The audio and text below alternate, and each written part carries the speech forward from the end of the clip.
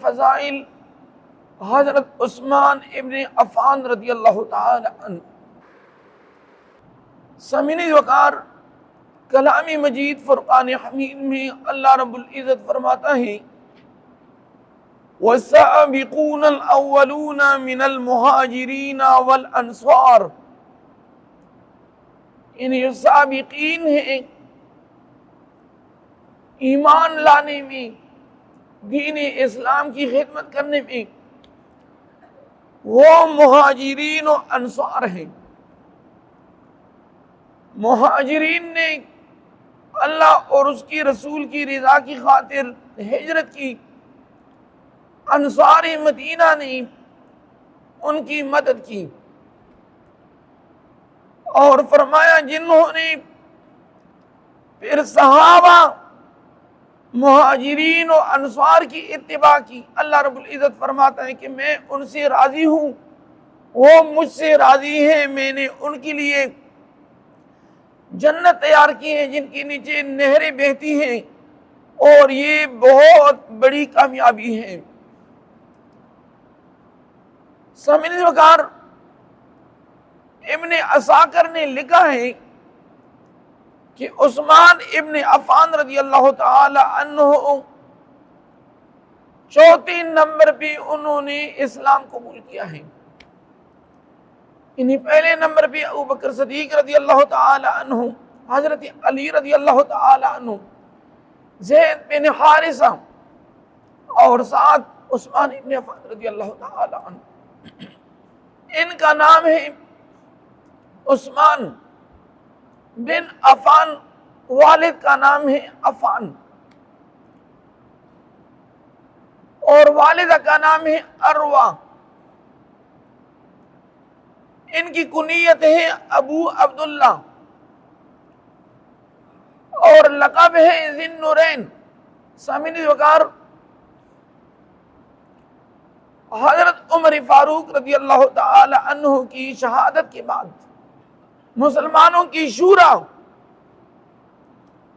کے فیصلے کے مطابق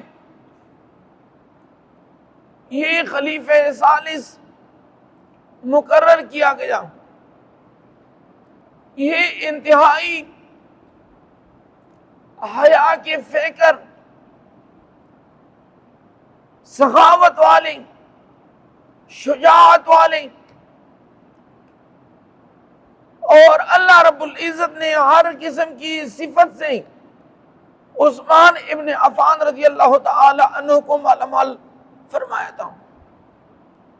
اسلام کی بقا کی خاطر 2 مرتبہ انہوں نے ہجرت کی۔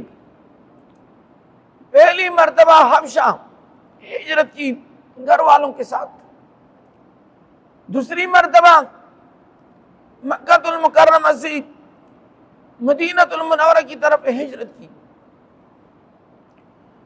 اور حضور علیہ الصلوۃ نے فرمایا کہ عثمان ابن عفان رضی اللہ تعالی عنہ ابراہیم علیہ السلام اور لوط علیہ السلام کی طرح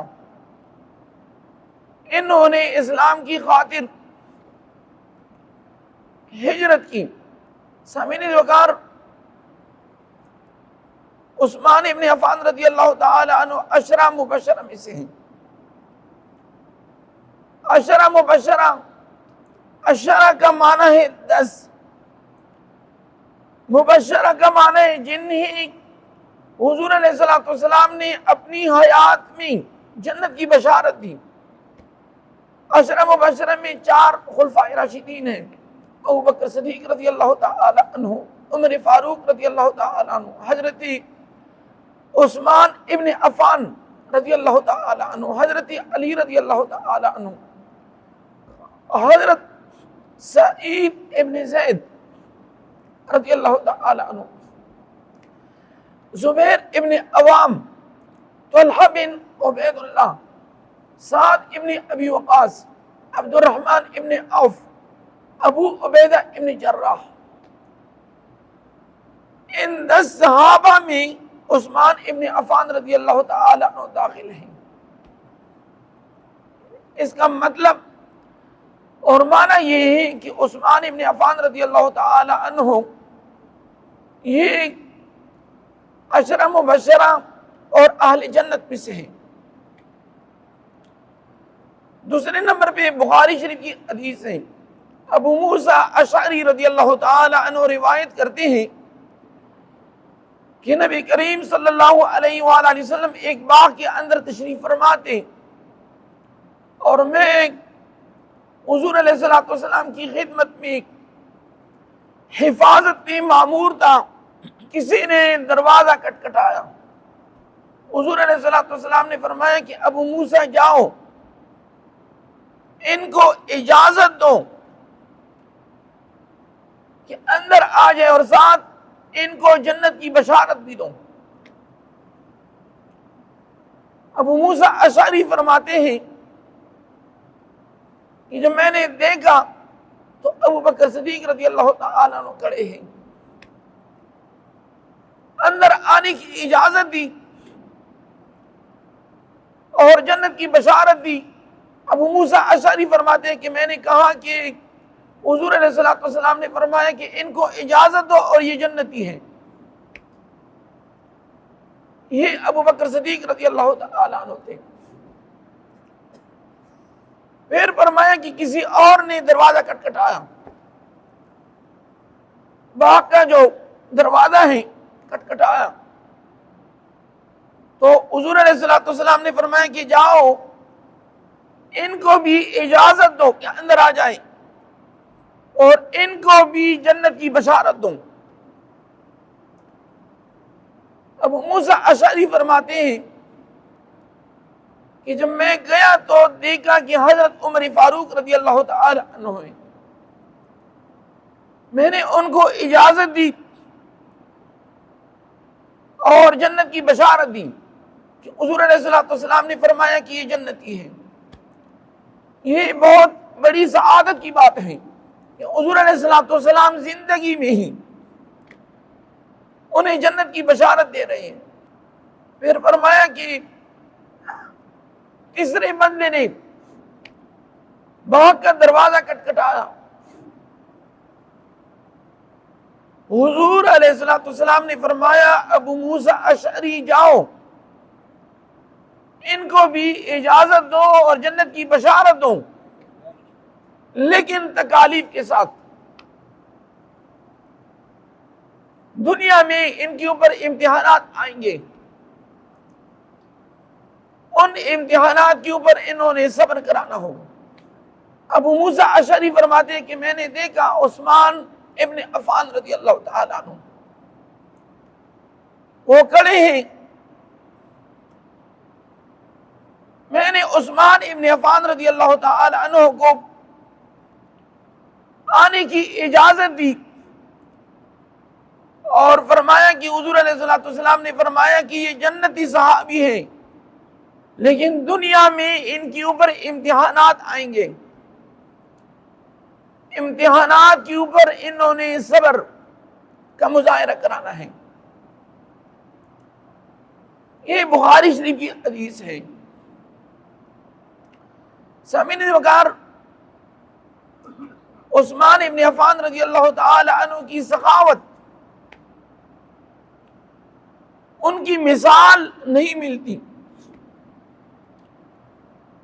جب نبی کریم صلی اللہ علیہ وآلہ وسلم نے مکہ المکرمہ سے مدینہ المنورہ ہجرت کی، مدینہ المنورہ میں میٹھے پانی کا ایک ہی چشمہ تھا،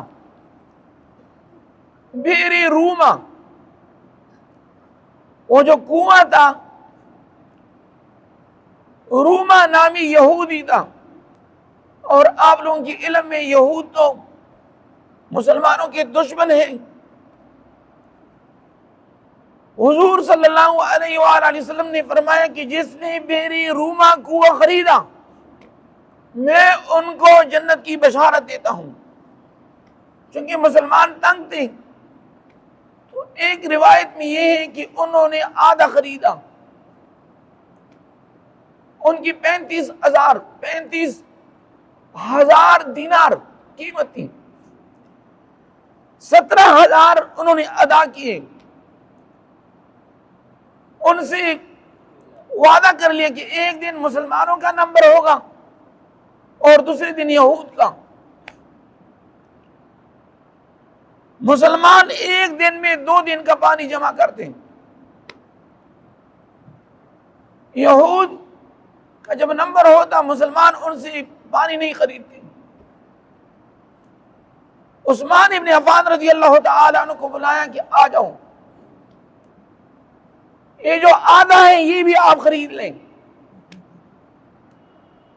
تو عثمان ابن عفان رضی اللہ تعالی عنہ نے بئر روما کنواں 35,000 دینار پہ خرید لیا اور اہل مدینہ کے لیے وقف کر لیا. حالانکہ بہت بڑا تجارت بھی تھا. آج کل جو ٹینکر گرمی کے موسم میں 1500 کا ٹینکر 3,000 تک 4,000 تک پہنچ جاتا ہے. ایک بزنس ہے، کاروبار ہے.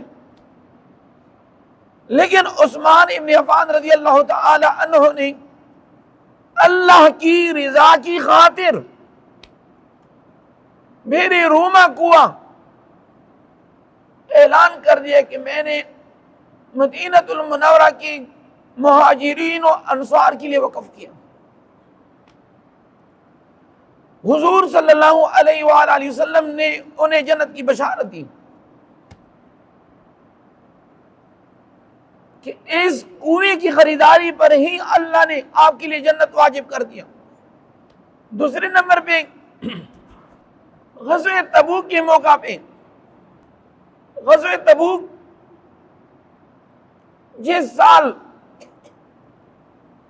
ہونی تھی اس سال انتہائی تنگ دست تھی. مسلمانوں کے پاس اسلحے کی قلت، جو گھوڑے ہیں، اونٹ ہیں، تلواریں ہیں، زرے ہیں. حضور صلی اللہ علیہ وآلہ وسلم نے اعلان کیا غزوہ تبوک کی چندی کے لیے عثمان ابن عفان رضی اللہ تعالی عنہ نے سینکڑوں اونٹ جہاد فی سبیل اللہ کے لیے وقف کیے. ایک مرتبہ 100 اونٹ کا اعلان کیا، دوسری مرتبہ 100 اونٹ، تیسری مرتبہ 100 اونٹ، پھر 1,000 دینار اللہ کی راہ میں انہوں نے اعلان کیا. اس موقع پہ عبد الرحمن ابن عوف رضی اللہ تعالی عنہ نے 4,000 دینار اللہ کی راہ میں وقف کیے تھے. غزوہ تبوک کے موقع پہ نبی کریم صلی اللہ علیہ وسلم نے فرمایا کہ عثمان ابن عفان رضی اللہ تعالی عنہ نے جنت قیمتاً خرید لیا. اللہ نے مسلمانوں کو فتح عطا کی، لیکن عثمان ابن عفان رضی اللہ عنہ جو سخاوت ہیں،